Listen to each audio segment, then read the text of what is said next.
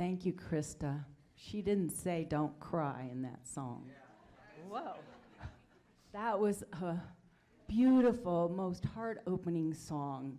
If we can all walk down the street, and if we can all even think of anyone, because we're doing work in our consciousness 24/7. So if we think we're only doing physical action, the mental things we do are amazing.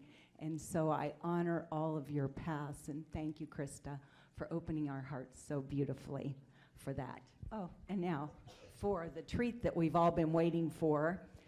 How many have wondered what happened to our corner here? And today we have Brother Bob Joslin as our speaker. There are so many things about him you don't know, so I'm going to tell you a few. I don't think we have time for all that I'd love to share, but anyway, Bob attended Hiles-Anderson College, where he was ordained as a minister and missionary for the General and Southern Baptist Convention back in 1991. Yay, raw. And he brings all of his consciousness and experiences to this day, and we are so grateful. He served through the Midwest, parts of Canada, churches and schools. He worked with budgeting, finance, and structures, creating new ministries. You didn't know that, did you? And also agricultural waterways to fertilize crops. So another thing that I didn't know about him, he studied to help persons with disabilities and with learning in different ways, and people that were visually and hearing impaired. And he said coming to Center for Spiritual Living was what inspired him to begin doing signing for our service. And you hadn't done that before, right? So, wow. Also known as Boppin' Bob Jazzman. So I give you Brother Bob.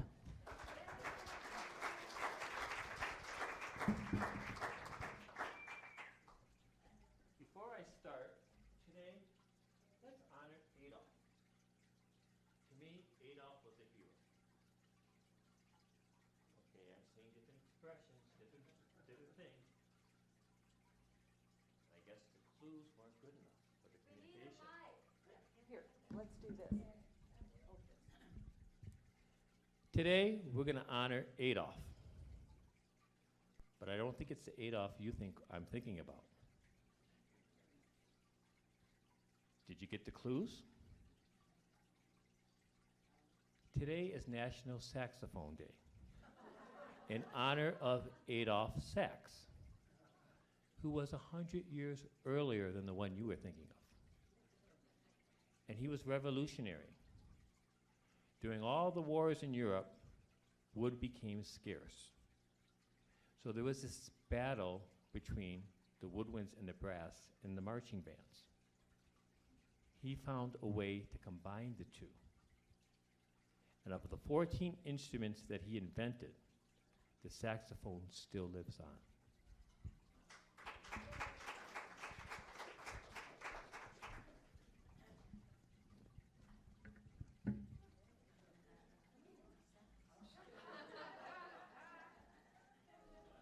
I'll get into that part in a little bit. My first saxophone I got in 1980. My first saxophone I got in 1980. And in 1980, this song won the Academy Award for Best Song. And it is the title of my talk. So while I'm playing this, the words are going to be up on the screen. I want you to sing it to yourself and realize that some words in this song may speak to you in different ways.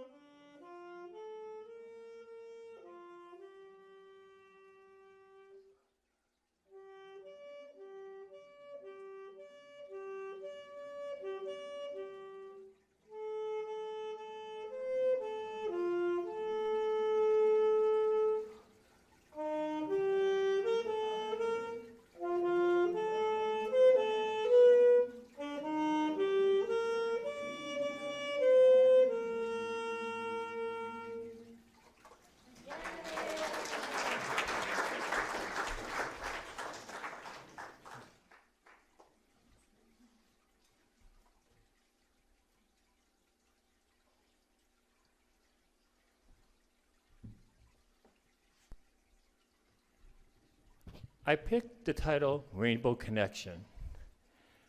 It's based on what we as the center thought one of our symbols should be.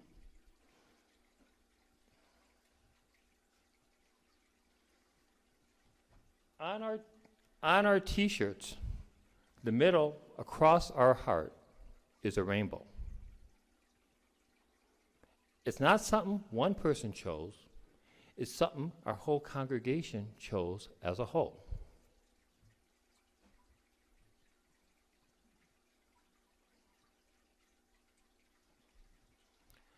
Last time I talked about how I met my stepdad. This time I'm going to talk a little bit about my mom. My mom came from my grandmother's side, European, escaping through Poland between World War I and World War II. She met my grandfather, who was Hawaiian. So she was of mixed race. And even though her name was Nani, which meant beautiful, for many years she thought she wasn't, because the world told her she was different. And she believed it. She heard certain words and she believed it, and she passed it on.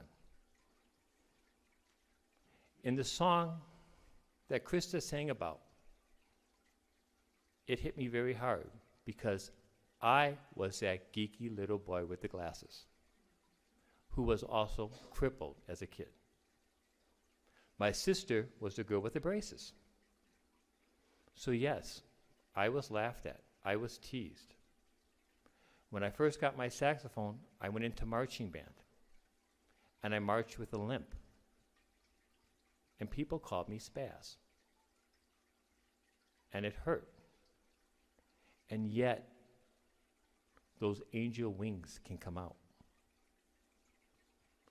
The world tells us today we are one thing or another. We are limited, but we're not. We have an election coming up where some people are red, some people are blue, some people are green, some people are mixed and become, quote, purple. Why can't we be all those colors? Be your own color. Be your true self.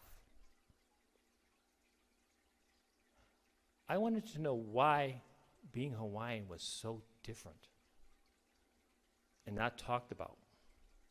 So I went and I studied as a kid. What are some of the things that are different in Hawaii? The first thing that I noticed was when someone goes to Hawaii, they are greeted and given a lei.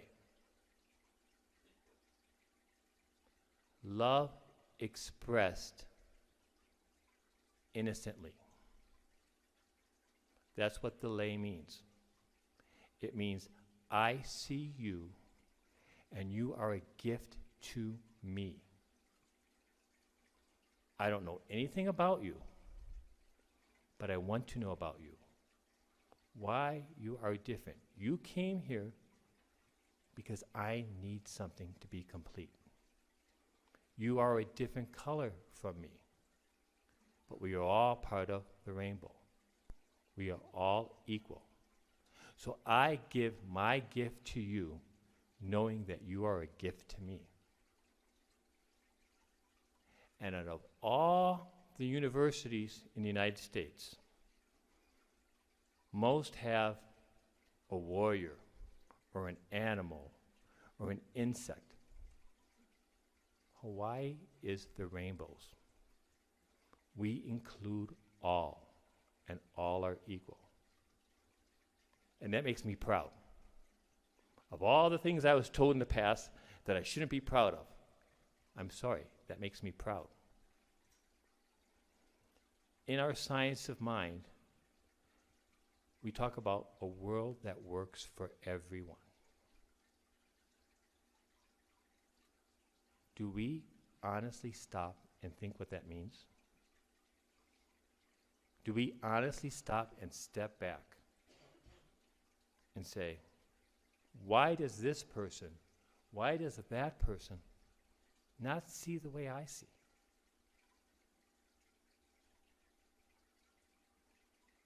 I was that geeky kid who couldn't see as a kid. I ran into things. I was a klutz. I was the last one picked. And I was only picked because my older brother, who was tough, would say, you pick him or else. But my sister gave me something else. She showed me the gift of music, where I could hide and escape from the world, and then later communicate to the world who I was. I would evaluate, why do they see me this way? Why do they see me as less than?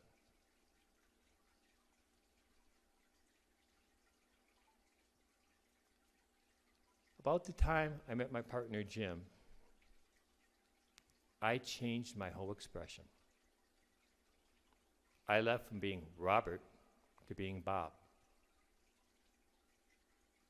Bob was a name, and Jackson said it a couple months ago, the person who has no arms and no legs and pops on the water.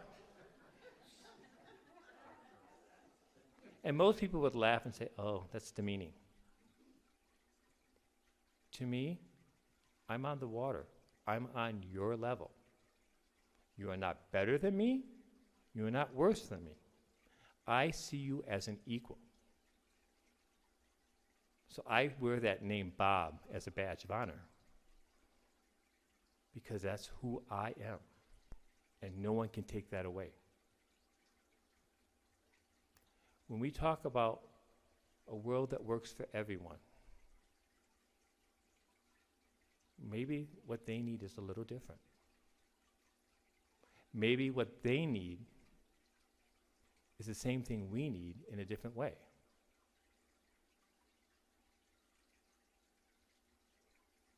We say we accept you for who you are and for who you're not. But is that just in here, or is that into the outside world? I challenge you, when you vote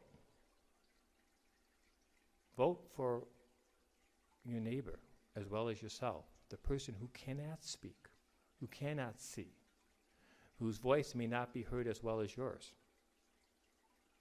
Because we are all equal, we are all one. Do not label your neighbor as your enemy, because he is not. He is as equal as you are. He is the face of God, just as you are. Maybe a different reflection, but still the same.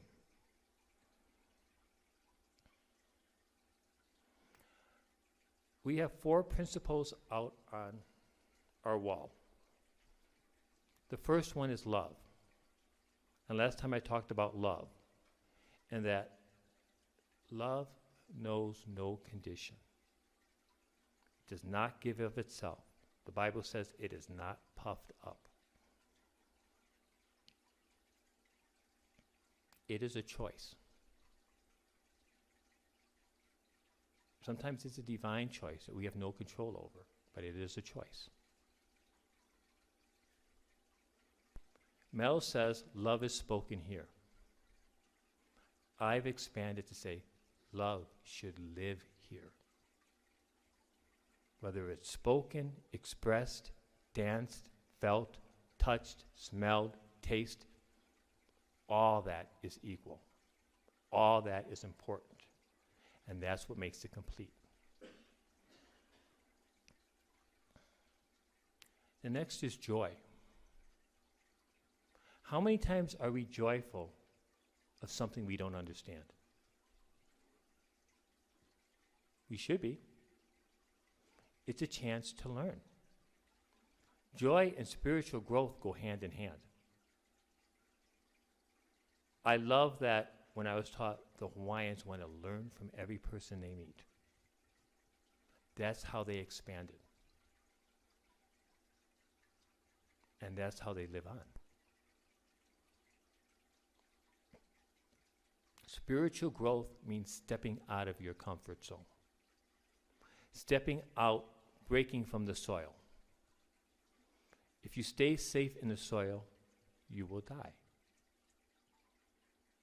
If a plant does not have sun to reach out, it will die. Are we reaching out, our hearts, minds, souls, to try to see the other side? To try to understand the world outside? They are speaking. Sometimes their voices are even louder and we don't want to hear it, but they are speaking. Which means they're speaking to us. Something in us also needs to change. We want everybody else to change, but are we willing to change? And last is inclusivity. Inclusivity means I welcome you with open arms, without condition. You are welcome here. I'm actually excited that you are here because you're giving me something to complete me. And if we're not thinking that way, then those things on that wall should not be there. And I know it sounds tough, I know it sounds strong, but that's science of mind. That's what we come here for. We come here for to learn, to grow. And growing is not easy. And trust me, I've struggled with it. But yet it's something we need to do if we're true to ourselves. But Bob, you don't understand. You just don't understand. I've read this, I practice, and this is what Spirit is telling me. But Spirit is also telling you, look outside. Look outside. You cannot escape the world because we are one. How we treat each other when the day is done. We sing that. But at the end of the day, do you think and evaluate what you've done? Can you honestly say in your heart, you've strove for a world that works for everyone, or just yourself? Or just what you thought everyone needed? The rainbow, all those colors are equal. None is bigger than the other. None takes up more space. And it usually comes after a difficult time. And in most cultures, the rainbow was a sign to hang out your dirty laundry to dry. You washed your laundry in the rain. Now take it out to dry. Clean it and let it go. All those colors, and actually if you've been noticing on the saxophone, the colors have been changing, but they're all equal. Somebody might notice it one color, somebody later may notice it a different color. There may be technical difficulties, but it's still there. And in fact, my favorite color is green, because green is growth. And it's actually in the middle of the rainbow. It is said fall is the second spring. And actually, I got this quote from the art expression class. Art is the second spring, where every leaf has a chance to become a flower. And you think about that. We've gone from green to red and brown and gold. It's a cycle. None is more important. All is beautiful, and all is complete. So remember, you are complete. But so is the people around you. In science of mind, we say we are perfect, but we are growing. This or better. I always just say now, better. I think I might want this. But Spirit, you know better. And it's hard to do because we are perceived to go for what we think we want. And it changes because we change. But we are all divine. We are all perfect. And we are all equal. Status, power, education, money, weight should not matter. God made us all unique, all beautiful, all whole, and all equal. And it's easy to forget. It's easy for us to want to classify ourselves so that we don't have to deal with the pain of growing. So as we go into prayer, I want us to think, what about our neighbor? What about what we see in the world? Do we shut it off? Do we close it because it hurts and it's negative? Or do we ask Spirit, ourselves, the people around us, what needs to change? Or what do we need to focus on? What can we do to accomplish our mission of making the world a better place and a world that works for, what's the word? Everyone. So knowing this, knowing that we are all one in the presence of divine spirit, divine power, always having everything we need at our grasp that we can claim at any time. But knowing that sometimes we don't feel perfect. We don't feel complete. We don't feel part of that rainbow connection. We feel red when they feel blue. We feel green when sometimes we feel purple. Sometimes we're just a mess, and we look like a splattered, I don't know, Picasso. But we know that Spirit works in us, and we can claim that at all times. We recognize our neighbors, the people around us, that we don't always seem to agree with. We don't always see where they're coming from, that we can learn. We can unite. We can be as one with them. And it is our choice. We are thankful that sometimes we need to hear those words again. We need to be reminded of our view, our faith, our moral value, our whatever makes us divine, perfect, unique, and whole is our strength. And with that, release it into the world by saying, and so it is.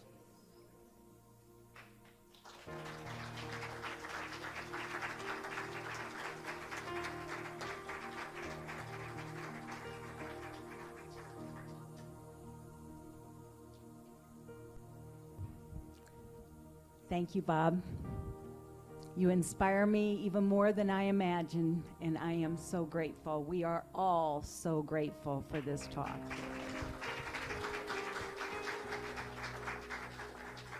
Absolutely beautiful. And it makes me think of my little friend who I never did get to meet, Matty Stepanek. And many of you may have read his books and known about him. He had muscular dystrophy. He's on the other side now. But he was in and out of the hospital. I was a children's nurse for a lot of years. And he always said, just wait, after the storm, the rainbow. And so we know the rainbow's always waking up in us. Thank you. So now is a time in our service where we have an opportunity to give back to our center. And I'd like to invite the ushers to move to the back of the center. They'll come forward to collect We know some of you have given online or texted, or today might not be your day to give physically. However you give of who you are. And I'm going to invite you to take your hands and place them on your heart with your physical gift and with your consciousness gift. And join with me in saying this affirmation. Divine love in and through me blesses and multiplies all that I have, all that I give, and all that I receive. Thank you, life.